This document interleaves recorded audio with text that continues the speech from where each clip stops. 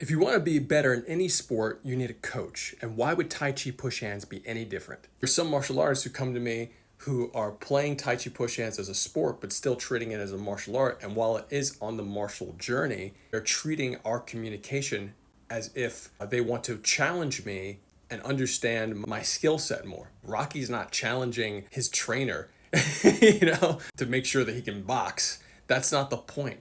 The point is to recognize that there's wisdom in people who have coached and played the game, and that you can utilize that wisdom. And it's massively important for you if you want to play the game. If you want to get better in the sport, you don't need to touch or play with me at all. You just need to have me look at what you're doing. A true coach should be able to look at you and understand everything that is wrong with your game and or could be optimized in your game so that you can play the best version of your game. That is what a good coach can do in pretty much any sport. They look at their players and they help to optimize their players to get to the goal of winning. A lot of Kung Fu and Tai Chi guys think they're on some sort of martial journey, walking down the street like Ryu holding a bag as they travel the world and take on challengers. And as cool as that is as an idea, the reality is when you meet coaches, learn from the coach, and then implement that against other players.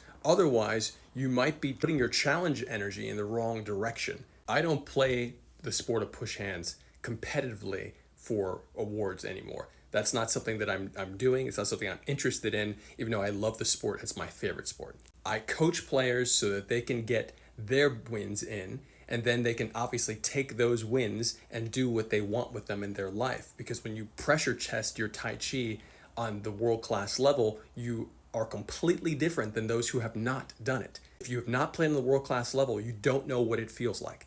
And if you don't know what it feels like, then you need to learn from people who have felt that. And that is the benefit of having a coach. You will not get the learning from anyone who has not played the game at the highest level. That means you need to find someone from a country that has played as a team at the Tai Chi World Cup in Taiwan.